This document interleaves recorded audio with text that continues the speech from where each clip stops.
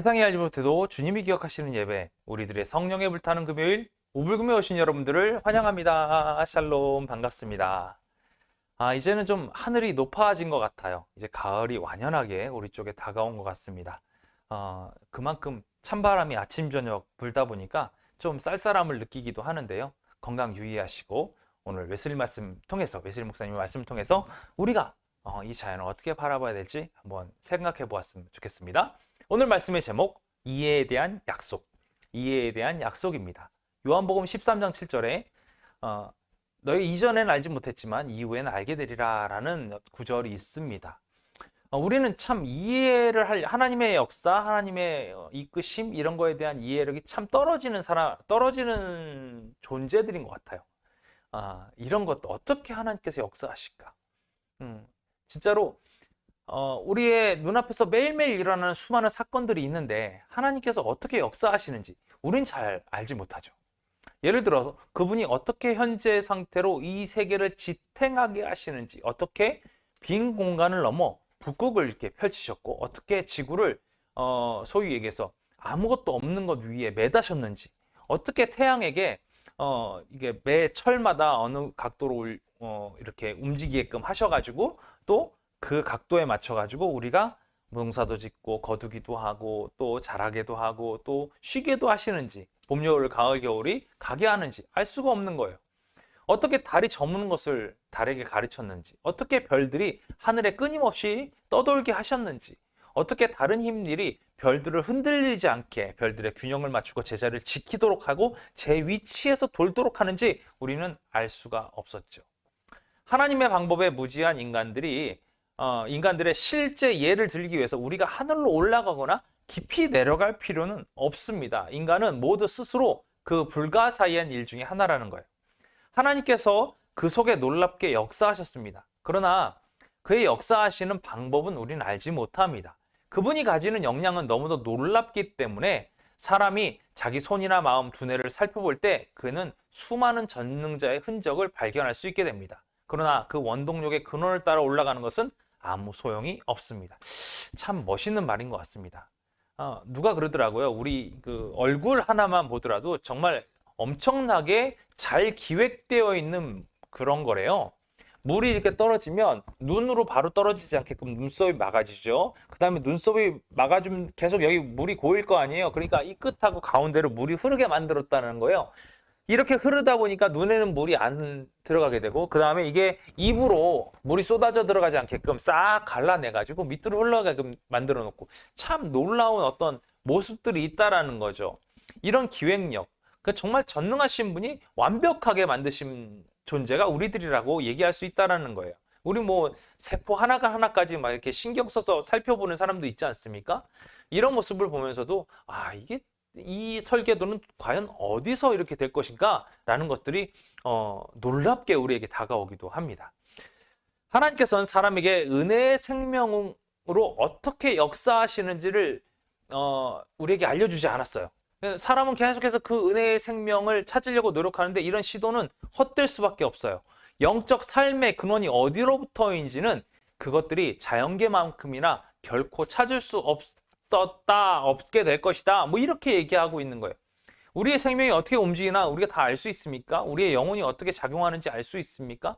우리의 정신이 어떻게 작용하는지 우리는 잘 알 수가 없어요. 완전히 이해하지는 못하는 일에 왜 그분에 의해서 이루어지는지는 우리는 알 수 없어요. 그러나 우리는 그 스스로 무한하신 선이며 모든 것을 매우 좋게만 만드신 그의 선하신 창조물들을 기뻐하신 하나님께서 왜 이 놀라운 선 가운데, 또 이 놀라운 뭐라고 얘기할까요? 이 우리들의 모습들 가운데 악을 또 왜 그 창조들 한가운데 두셨는지, 왜 그분 자신과 완전히 반대적인 속성을 인간에게 우리 주변에도 이렇게 허락하셨는지, 심지어 그의 가장 존귀한 창조물에게 해로운 것을 허락하셨는지는 우리는 알 수가 없습니다. 우리는 그 이유를 이해할 수도 없고요. 그 가운데서 만족을 찾을 수도 없습니다. 하나님께서 그 하시는 일을 우리가 보는 것에 차이를 두셨어요. 왜? 그분은 이러한 인간에게 이러한 가치 수준에 다다르게 소위 말해서 우리를 이끌고 가시고 정하게 하셨을까요? 왜 그분은 이렇게 한계를 만들어 놓으셨을까요? 왜 그분은 각자에게 말씀하기를 여기까지가 내가 오고 더 이상은 오지 말라.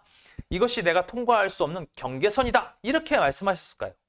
참으로 그분은 이성적인 피조물들을 제한하지 않으셨고요. 상상 못할 행복의 수준까지 허락하셨어요. 그런데 왜 하나님께서는 이러한 사람들에게 그러한 덕과 행복 주시기를 기뻐하시고 또한 다른 얘기에는 그러한 고통의 분량을 우리에게 허락하셨을까요? 도무지 알 수 없는 거죠.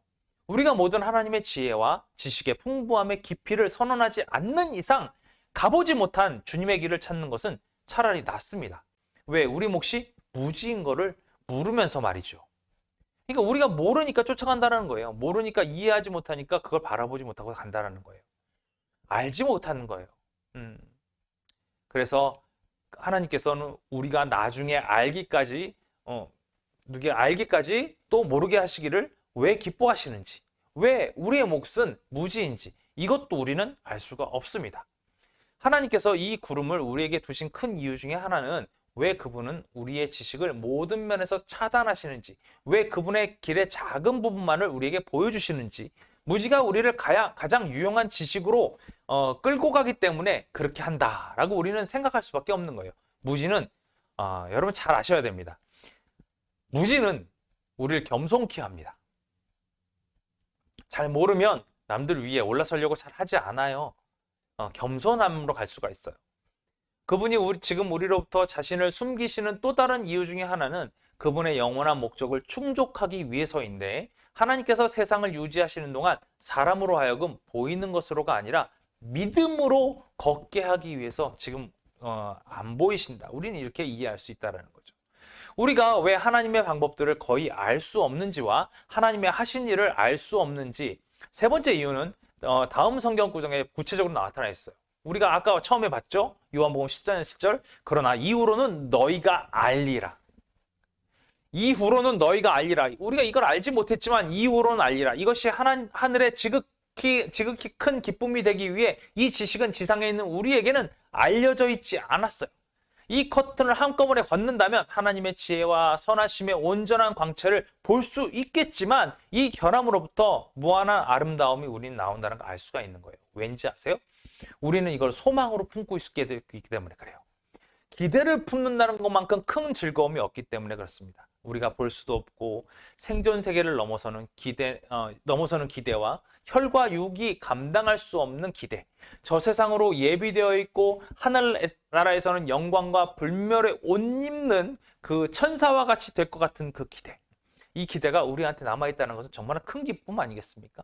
심지어 온전한 하나님, 이 하나님을 볼 수 있을 정도로 강하게 우리에게 비춰주시는 그 빛, 그것이 소망이라는 거예요. 이 소망이 있게 하기 위해서 우리는 무지함으로 겸손하고 오직 주님께서 모든 것을 오픈시켜 주시고 우리에게 다 열어주셨을 때 그때 비로소 우리는 모든 것을 이해할 수 있는 존재가 된다라고 웨슬리 목사님 얘기하고 있어요.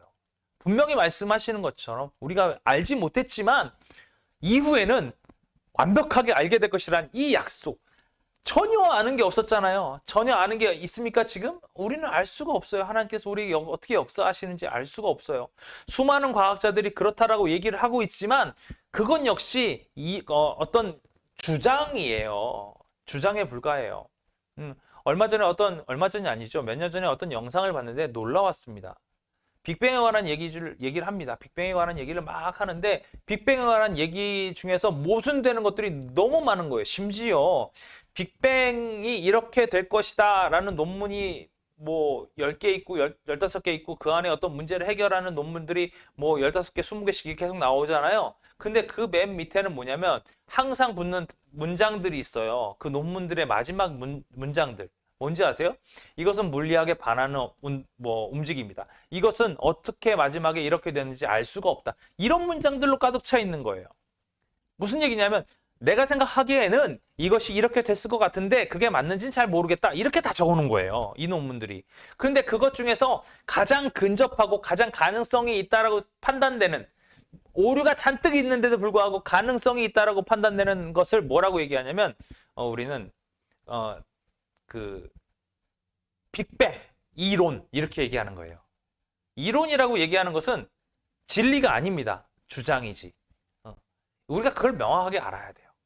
그래서 우리 안에 그런 것들이 이해할 수 없지만, 지금은 이해할 수 없지만, 하나님께서 이 땅에 그 모든 커튼을 딱 걷어주셨을 때 우리에게 조명해 주시는 놀라운 이해가 이제는 우리에게 소망으로 다가오고 있다라는 사실을 깨달으시고, 다른 무엇보다도 주님을 기대하는 마음, 우리에게 하신 약속이 있잖아요. 그 약속을 붙잡고 살아가는 저와 여러분 다 되었으면 좋겠습니다. 그래서 언제 어느 때라도 하나님께서 우리에게 이렇게 딱 이해의 창을 딱 열어주시면, 그럼 우리는 그 부분에 대해서 확실한 것을 깨달아 알 수 있게 되는 것처럼, 우리가 주님께 저의 그 분별력을 허락해달라고 기도하시고 이해력을 허락해달라고 기도하심으로 좀 더 아름답고 생동감 넘치는 또 기쁨과 평강을 누리는 그러한 소망의 사람으로 살아가는 우리 우불금 식구들 다 되셨으면 좋겠습니다.